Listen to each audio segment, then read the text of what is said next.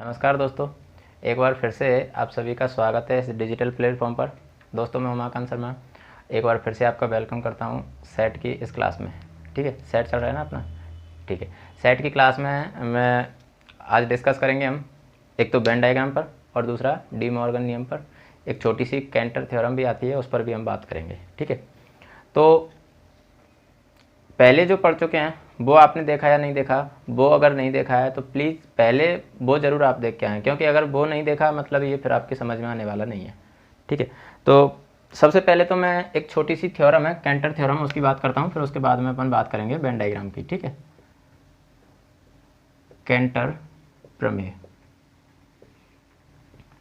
अब कैंटर प्रमेय क्या होती है दोस्तों? कैंटर ने एक बहुत ही अजीबोगरीब प्रमेय दी थी। अजीबोगरीब कैसे?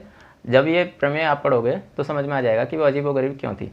अब वो अजीबोगरीब प्रमेय ये थी कि उन्होंने बोला था कि किसी भी सेट की गणनता या कार्डिनल नंबर हमेशा और हमेशा कम होगा उसके पावर सेट के कार्डिनल नंबर से।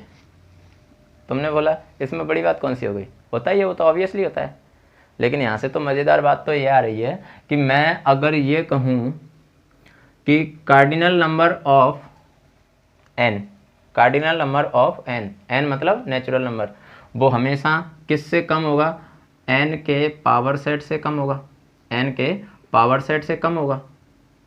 और इसका मतलब हुआ कार्डिनल नंबर में कम से कम इससे ज़्यादा नंबर होते हैं किसमें? प्राकृत संख्याओं के समुच्चय से ज़्यादा नंबर किसमें होते हैं? पूर्णांक में, यानी जेड। तो इसकी गणनता भी कम होगी किससे? पावर सेट ऑफ जेड की गणनता से। ठीक है, ये इससे कम होगी।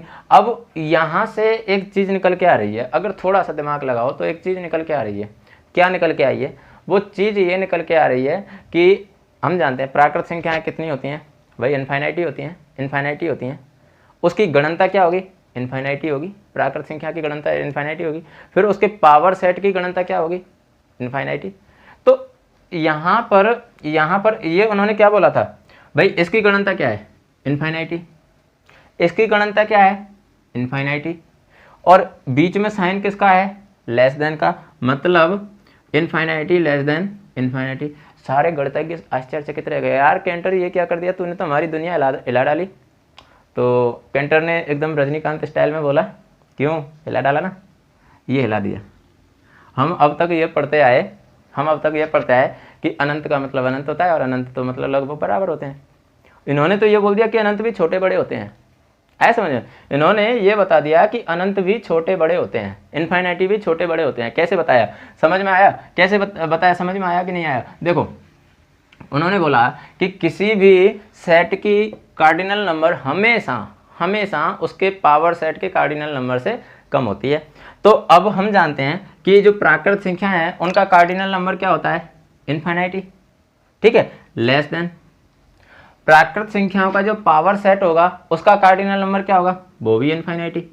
तो इन्होंने ये बोल दिया इन्फाइनाइटी लेस देन इन्फाइनाइटी, मतलब ये दोनों इन्फाइनाइटी अलग अलग हैं, ये छोटा है ये बड़ा है। समझ में आया? ये थी कैंटर प्रमेय। कैंटर ने अनंत को भी छोटा बड़ा करके बता दिया, अनंत को भी छोटा बड़ा करके बता दिया कि ये अनंत छोटा है, ये अनंत बड़ा है, ये अनंत बड़ा है, ये अनंत बड़ा है। ऐसा समझे? ये थी कैंटर प्रमेय। ठीक है, चलिए आगे हम बात करते हैं कैंटर प्रमेय के बाद में। कैंटर प्रमेय के बाद में हम बात करेंगे किसकी? वेन डायग्राम की। ठीक है, वेन आरेख, वेन आरेख या वेन डायग्राम। अब वेन डायग्राम क्या है? वेन डायग्राम का मतलब होता है दोस्तों कि जब भी किसी समुच्चय को हम ज्यामिति के रूप में दर्शाएं वो ही वेन डायग्राम होगा। अब ज्यामिति के रूप में कैसे दर्शाते हैं? तो उसके लिए फिक्स है कि जो यूनिवर्सल सेट होता है या जो सार्वत्रिक समुच्चय होता है उस सार्वत्रिक समुच्चय को हमेशा आयत की फॉर्म में लिखेंगे, रेक्टेंगुलर शेप में लिखेंगे। ठीक है, उसके बाद में जो भी सेट होंगे उन सेट को सर्किल की फॉर्म में लिखेंगे, एक वृत्त की फॉर्म में लिखेंगे। ये उन्होंने वेन डायग्राम मतलब वेन डायग्राम के थ्रू ये बताया जाता है। जैसे मेरे पास एक सेट है ए, ये तो हो गया यूनिवर्सल सेट। एक सेट है मेरे पास ए और दूसरा सेट है मेरे पास B, ये A हो गया और ये B हो गया। और ये जो पार्ट है ना, ये पार्ट कौन सा होगा, जो A और B दोनों में कॉमन है। ठीक है, A और B दोनों में कॉमन है। अब यहाँ से दो चीज़ें और निकल के आती हैं, संयुक्त समुच्चय और असंयुक्त समुच्चय। संयुक्त का मतलब क्या होगा, जिनमें कोई ना कोई पार्ट कॉमन होगा। भाई यहाँ से दिखाई दे रहा है ना, क्लियर पता चल रहा है। मैंने समुच्चय के प्रकार में क्यों नहीं बताया संयुक्त और असंयुक्त, वहाँ पर अच्छे से समझ में नहीं आ पाते तुम्हें, यहाँ वेन डायग्राम के थ्रू अच्छे से समझ में आ जाएंगे। यहाँ पर देखो, अब मुझे समझाने की जरूरत नहीं पड़ी कि संयुक्त समुच्चय क्या होंगे। संयुक्त समुच्चय क्लियर दिख गया भाई, ये दोनों समुच्चय आपस में जुड़ रहे हैं, इसलिए ये क्या हो गए, संयुक्त समुच्चय। अगर इन्हीं को मैं ऐसे बना देता, ये लो दोनों जुड़ नहीं रहे हैं, असंयुक्त समुच्चय हो गए। आगे बात समझे, जो दोनों सेपरेट हों। जैसे इसके लिए मैं एग्जाम्पल लिखूँ, मान लो मैंने A = 2 लिख दिया 2 3 4 5, जैसे मैंने B = 2 लिख दिया 4 5 6 7। तो अब देखो 2 3 4 5, तो ये तो क्या हो गए, ए के जो नंबर है ना, ए के जो नंबर हैं वो कौन कौन से हो गए, ये तो हो गए 2 और 3, ये मैं इसको मिटा देता हूँ बीच में से, ठीक है। और ये हो गए 4 और 5। ये 4 और 5 क्यों हुए, क्योंकि 4 और 5 ए में भी है, 4 और 5 बी में भी है, इसलिए ये बीच में आ गए। ठीक है, दोनों में कॉमन है ना, मतलब इंटरसेक्शन है, तो वो ये इंटरसेक्शन वाला पार्ट होता है। 6 और 7, ये 6 और 7, कहने का मतलब है ये वाला जो हिस्सा है ना, देखो अभी मैं इनको मिटा देता हूँ, ये वाला जो हिस्सा है ना, इतना ये हिस्सा तो वो है जो अकेला ए का है, इसमें किसी का कोई हक नहीं है, अकेले ए का है। ये हिस्सा है ना, ये हिस्सा है अकेले बी का, इसमें किसी का कोई हक नहीं है। ठीक है, ये बी का हिस्सा है। और ये जो बीच में जो हिस्सा है ना, ये बी का और ए का दोनों की पार्टनरशिप है इसमें। ठीक है, दोनों की साझेदारी है इसमें, ये होता है वेन आरेख। ठीक है, ये वेन आरेख होता है। लेकिन वेन आरेख अकेला यही तो नहीं है, वेन आरेख तो समुच्चयों के ऊपर डिपेंड करता है। तो जो हमने संक्रियाएं जो भी पढ़ी थी ना, वो सारी संक्रियाएं अब हम वेन आरेख के थ्रू समझेंगे। आया समझ में, वो सारी संक्रियाएं अब हम वेन आरेख के थ्रू समझेंगे। कैसे, वो समझो।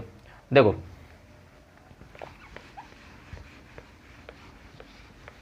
मैं कुछ संक्रियाएं लिख लेता हूं, कौन कौन सी, जैसे देखो एक तो मैंने लिख लिया A यूनियन B, एक मैंने लिख लिया A इंटरसेक्शन B, एक मैंने लिख लिया A - B। ठीक है, मैंने पहले ये 3 संक्रियाएं लिखी। अब देखो मुझे इनका वेन डायग्राम बनाना है, तो इनके वेन डायग्राम हम कैसे बनाएंगे, देखो A यूनियन B कैसे बनाएंगे, ये तो हो गया हमारा यूनिवर्सल सेट।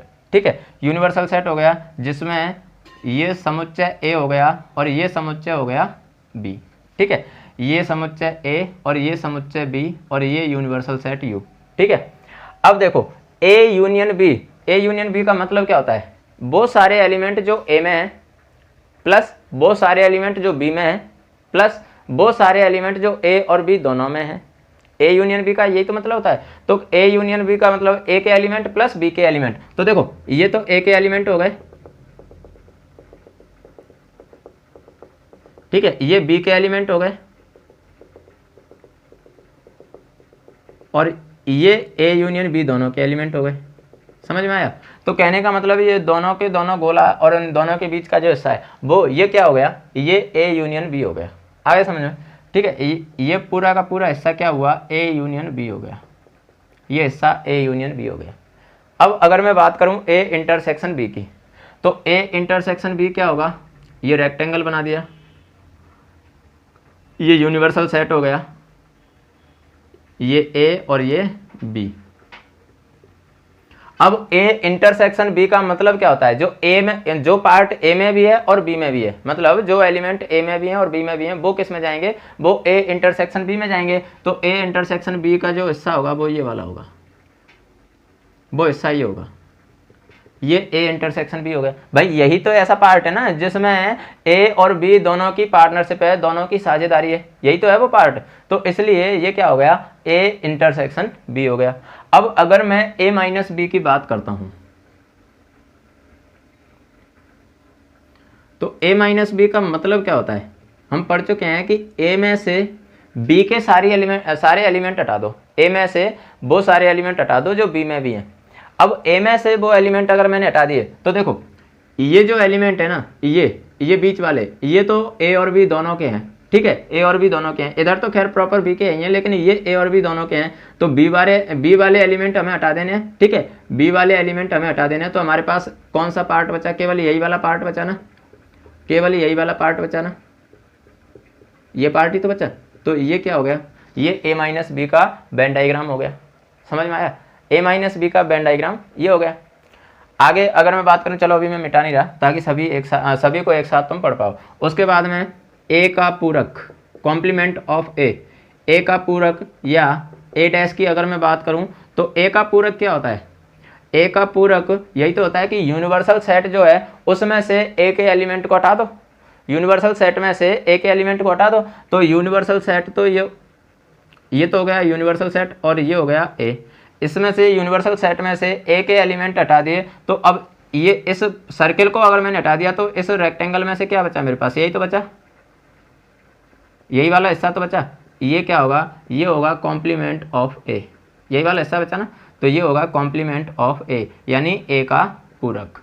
ये पूरा जो बचा हुआ है, यानी सर्किल के अलावा जो भी रेक्टेंगल में बचा हुआ है वो क्या होगा? वो होगा कॉम्प्लीमेंट ऑफ ए का पूरक। ठीक है, उसके बाद में हमने वितरण नियम पढ़ा था। समझ में? वितरण नियम क्या था? वितरण नियम ये था, वितरण नियम क्या था? वितरण नियम यह था कि अगर मैं A intersection of B union C करता हूं, अगर मैं A intersection of B union C करता हूं तो मुझे क्या मिलेगा? A intersection B union of B intersection A intersection C, यही मिलेगा ना। अब देखो इसको अगर मैं वेन डायग्राम के थ्रू समझूं, वेन डायग्राम के थ्रू समझो, मैंने 3 सेट बनाए, 3 सेट, एक तो ये ए, दूसरा बी और तीसरा ये हो गया सी। ठीक है, अब देखो B union C, B union C पर ब्रैकेट लगा हुआ है ना, मतलब पहले हमें बी यूनियन सी निकालना है, तो बी यूनियन सी निकालेंगे। देखो जैसे मैंने इसको नाम दे दिया ए, इसको नाम दे दिया बी और इसको नाम दे दिया सी, तो बी यूनियन सी कौन सा हिस्सा होगा? बी यूनियन सी, ये तो बी हो गया और इसके साथ में मुझे मिला देना है सी, तो ये हो गया बी यूनियन सी। ठीक है, ये हिस्सा हो गया बी यूनियन सी। लेकिन ये तो हिस्सा जो अभी मैंने जो डार्क किया है ये तो कौन सा है? केवल ये ब्रैकेट वाला। इसमें से क्या बोल रहा है? इंटरसेक्शन किससे करना है? ए से। तो इंटरसेक्शन अगर मुझे ए से करना है तो देखो ए का सर्किल यहाँ तक जा रहा है ये वाला, तो केवल और केवल ये वाला जो डार्क हिस्सा आया जो ए के साथ साथ में भी है यही तो होगा इसका, बाकी तो हटा देना है हमें। भाई इंटरसेक्शन करना है तो फिर ये वाला तो हटा देना है हमें उसमें से। ठीक है, ये वाला तो हटा देना है, तो ये मैंने हटा दिया, ये लो, ये मैंने हटा दिया। ये किसका डायग्राम आ गया? किसका वेन डायग्राम आ गया? ये वेन डायग्राम आ गया A intersection B union C का, A intersection B union C का। अब देखो A intersection B union C होता क्या है? A intersection B union of A intersection C, यही होता है ना वितरण नियम में। A intersection B union C का मतलब क्या होता है? A intersection B union of A intersection C. अब इसको अगर मैं प्रूफ करना चाहूँ, देखो इसको अगर मैं प्रूफ करना चाहूँ वेन डायग्राम के थ्रू, तो ये तो ए, ये बी और ये सी, ए बी सी। ठीक है, अब यहाँ पर अगर मुझे इसको प्रूफ करना है तो देखो ए इंटरसेक्शन बी क्या होगा? जो पार्ट ए का भी है और जो पार्ट बी का भी है, तो ए और बी दोनों का कॉमन पार्ट तो यही है ना, कॉमन पार्ट तो यही है, ए का और बी का दोनों का कॉमन पार्ट यही है। उसके बाद में ए और सी दोनों का कॉमन पार्ट, भाई इंटरसेक्शन का मतलब कॉमन पार्ट, तो ए इंटरसेक्शन सी का कॉमन पार्ट ये है। ठीक है, और इन दोनों का यूनियन करना है, यूनियन ऑलरेडी हो रखा है। आगे बात समझे? देखो वही पार्ट आया कि नहीं आया? वही पार्ट आया, जो यहाँ पर था वही पार्ट वहाँ पर आया। तो कहने का मतलब है किसी भी नियम को हम वेन डायग्राम के थ्रू बहुत आसानी से प्रूव कर सकते हैं। समझ में आया? किसी भी नियम को हम वेन डायग्राम के थ्रू बहुत आसानी से प्रूव कर सकते हैं। तो वेन डायग्राम के थ्रू ही हम जो न्यूमेरिकल्स आएंगे एग्जाम में उनको करेंगे, उनके थ्रू बहुत आसानी से वो न्यूमेरिकल्स हो जाते हैं। वो हम अभी क्वेश्चंस में देखेंगे, जब क्वेश्चन लेंगे उस टाइम पर देखेंगे। समझ में आया? तो ये थे वेन डायग्राम। वेन डायग्राम उम्मीद करता हूँ कि समझ में आए होंगे। अगर नहीं आए एक बार थोड़ा सा रिपीट और कर देता हूँ मैं, ठीक है? अगर नहीं आए हो, क्योंकि हो सकता है कि किसी का फर्स्ट टाइम मतलब ये देख रहा हो काफ़ी दिनों बाद में, मतलब ग्रेजुएशन के बाद में, तो हो सकता है कि समझ में नहीं आए। एक बार रिपीट कर देता हूँ मैं। देखो वेन आरेख का मतलब क्या होता है? वेन आरेख का मतलब होता है जो यूनिवर्सल सेट है ना उसको रेक्टेंगल फॉर्म में लिखा जाएगा। ठीक है, यूनिवर्सल सेट को। उसके बाद में जो सेट है उस सेट को सर्किल की फॉर्म में बनाया जाएगा। सर्कल की फॉर्म में बनाने के बाद में जो ऑपरेशन हमें दिए हुए हैं उनके अकॉर्डिंग हमें देखना है। देखो जैसे अगर मैं ए यूनियन बी की बात करूं तो रेक्टेंगल तो यूनियन हो गया, सॉरी यूनिवर्सल सेट हो गया, और ये ए हो गया, ये बी हो गया। ए यूनियन बी की बात कर रहा है, इसका मतलब है कि जो एलिमेंट ए में है या जो एलिमेंट बी में है या जो एलिमेंट दोनों में, वो सारे के सारे एलिमेंट, तो वो सारे के सारे तो यही होंगे। देखो ये वाला जो हिस्सा था वो तो ए का हो गया, ये वाला हिस्सा बी का हो गया, और ये जो बीच में जो कॉमन आ रहा था वो दोनों का हो गया। तो इसलिए ये किसका वेन डायग्राम हो गया, ए यूनियन बी का। इंटरसेक्शन की बात करूं तो इंटरसेक्शन का मतलब क्या होता है, या तो मतलब जो एलिमेंट ए में भी हैं और जो एलिमेंट बी में भी हैं, दोनों में है, कॉमन है, वो कॉमन एलिमेंट क्या होते हैं, वो कॉमन एलिमेंट होते हैं ये ए। तो ये हो गया ए इंटरसेक्शन बी। अब a माइनस बी की बात करूं तो ये a माइनस बी हो गया, a में से b का हिस्सा हटा दो, तो b का हिस्सा ये था, ये हटा दिया हमने, इसलिए ये a माइनस बी हो गया। पूरक की अगर मैं बात करता हूं तो पूरक का मतलब क्या होता है कि यूनिवर्सल सेट में से इस सेट को हटा देना है, यूनिवर्सल सेट में से इस सेट को हटा देना है। तो ये पूरा का पूरा रेक्टेंगल था, वो तो यूनिवर्सल सेट था, इसमें से ये सेट हटा दिया, तो बाहर वाला जो हिस्सा बचा हुआ है वो बाहर वाला हिस्सा ये क्या रहेगा, ये बाहर वाला हिस्सा क्या रहेगा, यही तो ए का कॉम्प्लीमेंट रहेगा ना, ए का पूरक रहेगा। ऐसे ही अगर मैं वितरण नियम की बात करूं तो वितरण नियम क्या है, A intersection B union C बराबर A intersection B union of A intersection C. ठीक है, तो अब देखो A intersection B union C, पहले भाई ब्रैकेट इस पर लगा हुआ है तो बॉड मास के अकॉर्डिंग ऐसे ही तो सॉल्व करते हैं। सबसे पहले तो ब्रैकेट को ही देखेंगे ना, तो बी यूनियन सी निकाला हमने सबसे पहले, तो बी यूनियन सी क्या आएगा, बी यूनियन सी मतलब ये पूरा का पूरा ये पार्ट आएगा। ठीक है, बी और सी का जो पूरा हिस्सा है वो आएगा। उसके बाद में उसका इंटरसेक्शन किससे करना है, ए से इंटरसेक्शन करना है, तो मतलब ए का भी जो कॉमन पार्ट आ रहा है, कॉमन पार्ट ए का कौन सा आ रहा है, ये आ रहा है ना, तो बाकी को हटा दो। भाई इंटरसेक्शन का मतलब तो यही तो होता है, बाकी का ये मैंने हटा दिया, ये लो, ये इसका वेन डायग्राम आया।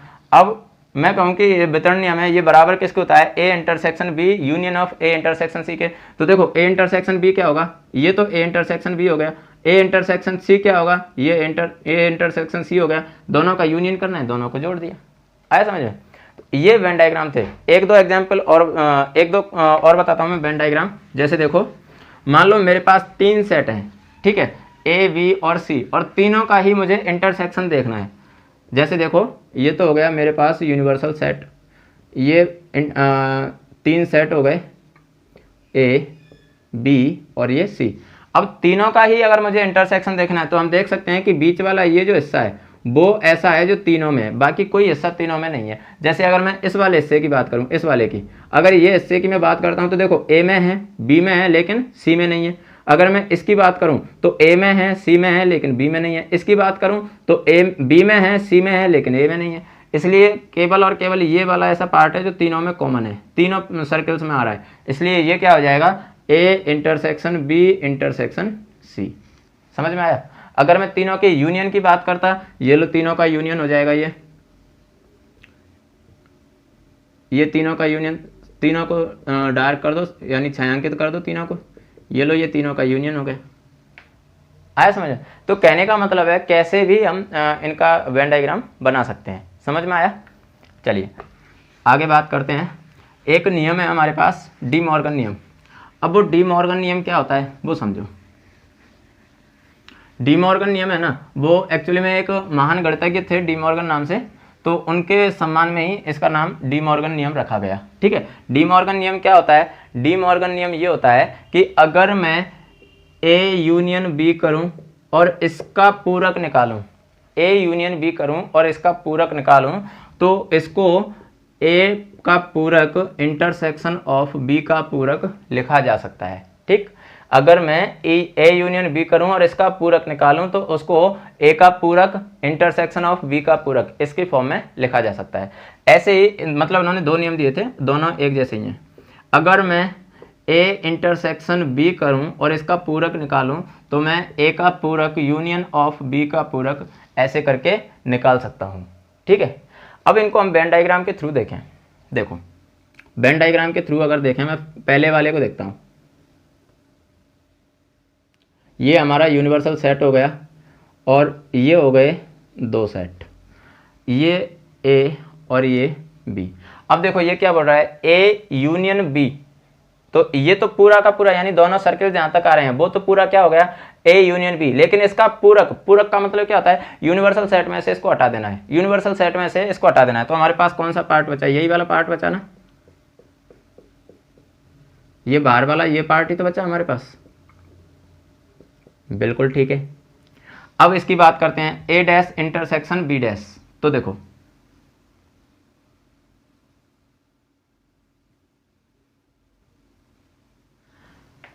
देखो ए डैश क्या है, ए डैश है, जैसे देखो ये तो हो गया ए और ये हो गया बी, तो ए डैश क्या होगा, ए डैश ये होगा भाई, पूरे के पूरे यूनिवर्सल सेट में से ए को हटा देना है, ठीक।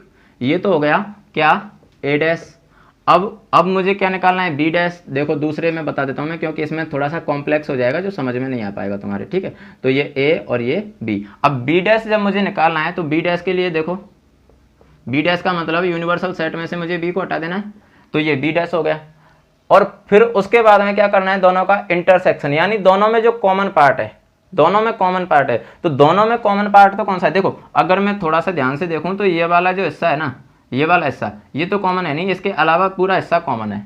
आगे बात समझे, पूरा हिस्सा इसमें कॉमन आ रहा है, इसलिए इसका जो बेन डायग्राम बनेगा वो फिर कैसा बन जाएगा, मतलब इंटरसेक्शन निकालने के बाद में बेन डायग्राम कैसा बनेगा, इंटरसेक्शन निकालने के बाद में ये ए और ये बी और ये यूनियन, ठीक है। तो अब इसका कैसा बन जाएगा भाई, पूरा इसमें कॉमन की बात आ रही है, तो कॉमन तो यही बचा ना हमारे पास, कॉमन तो यही बचा ना। अब इस बेन डायग्राम को देखो और इस बेन डायग्राम को देखो, एक ही है या अलग अलग है, आ गए ना एक जैसे। तो कहने का मतलब है बेन डायग्राम के थ्रू हम किसी भी ऑपरेशंस को प्रूव कर सकते हैं। समझ में आया।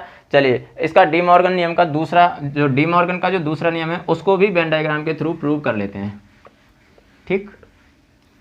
देखो दूसरा क्या है, ए इंटरसेक्शन बी का पूरक, ठीक है। अब देखो ये तो हो गया ए और ये हो गया बी और ये हो गया यूनिवर्सल सेट यू, ए और बी। देखो ए इंटरसेक्शन बी, तो ए इंटरसेक्शन बी तो ये वाला होगा ना, बीच वाला हिस्सा ये वाला है ना, ये वाला हिस्सा होगा। लेकिन क्या कह रहा है, इसका पूरक, तो पूरक में से, पूरक का मतलब है यूनियन में से इसको ये हटा देना है, बाकी सभी को ढक देना है। देखो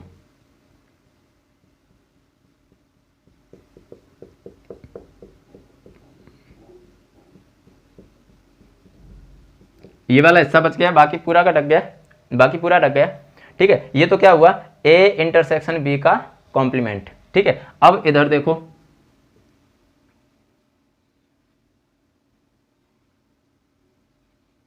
ये ए और ये बी, तो देखो ए का कॉम्प्लीमेंट क्या होगा, यूनियन में से, यानी यूनिवर्सल सेट में से ए को हटा देना है।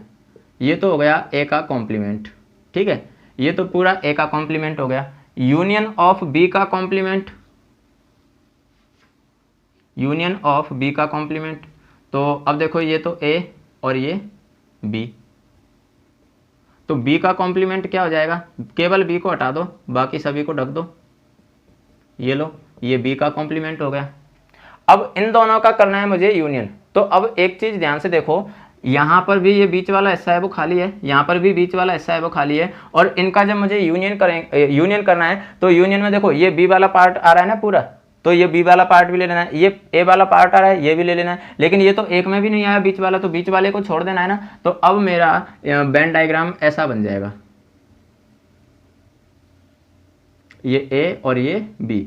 अब इस पूरे को ढक देना है, बस इन दोनों के बीच में जो कॉमन है उसको छोड़ देना है, बीच में जो कॉमन है उसको छोड़ देना है, बाकी पूरे को ढक देना है।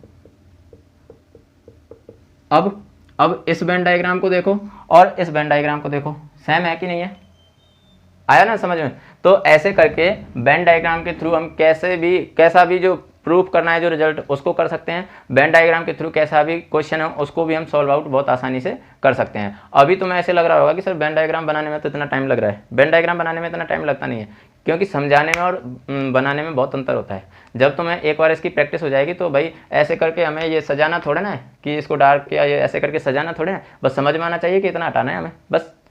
क्योंकि हमारा कोई रिटर्न एग्जाम थोड़े ना, हमारा तो एमसीक्यूज टाइप का होता है ना, तो एमसीक्यूज टाइप का होता है तो हमें तो वहाँ पर रफ में केवल दिमाग में बैठाना है कि यहाँ पर ये चीज़ हटानी है हमें और ये चीज़ रखनी है। समझ में आया। तो ये था अपना बेन डायग्राम। तो और वेन डायग्राम के थ्रू हमने डी मॉर्गन नियम को भी प्रूव किया था, कुछ और वो ऑपरेशंस थे वो भी हमने प्रूव किए थे। तो दोस्तों मुझे लगता है कि कैंटर थ्योरम और वेन डायग्राम और ये सारी चीज़ें आप समझ में आ चुकी होंगी, डी मॉर्गन नियम समझ में आ चुका होगा। ठीक है, एक छोटा सा फॉर्मूला और है और वो फॉर्मूला हम अगली क्लास में करेंगे। उसके बाद में दोस्तों सेट का जो बेसिक कंसेप्ट है वो होता है यहाँ पर ख़त्म, मतलब अभी तो नहीं, अगली क्लास में हो जाएगा। ठीक है, छोटा सा फॉर्मूला है, अगली क्लास से ही हम क्वेश्चन स्टार्ट कर देंगे। ठीक है, अगली क्लास से ही क्वेश्चन स्टार्ट कर देंगे और एकदम बेसिक से उठा के क्वेश्चन बहुत एडवांस लेवल तक लेके जाएंगे। ठीक है, तो अगर आपने पहले वाले वीडियो नहीं देखे तो उनको जरूर देखें, क्योंकि अगर जब तक वो वीडियो आप नहीं देखोगे तब तक ये चीज़ आपके समझ में नहीं आएगी, ये मैं खुद कह रहा हूँ। आया समझ में? तो इसलिए पहले वो वीडियो जरूर देखें और फिर आगे क्वेश्चन सीरीज लगाएं। और पीडीएफ तो आपको रेगुलर मिल ही रही है टेलीग्राम पर। अगर आपने टेलीग्राम चैनल ज्वाइन नहीं किया है और हैंड रिटन नोट्स चाहिए तो आप प्लीज़ वहाँ पर जाके पीडीएफ प्राप्त करनी है तो वहाँ पर जाके ज्वाइन कीजिए। ठीक है, तो धन्यवाद दोस्तों, आज की क्लास को यहीं विराम देते हैं और फिर मिलते हैं अगली क्लास में एक नए जुनून, एक नए जोश, एक नई उमंग के साथ में। Thanks a lot.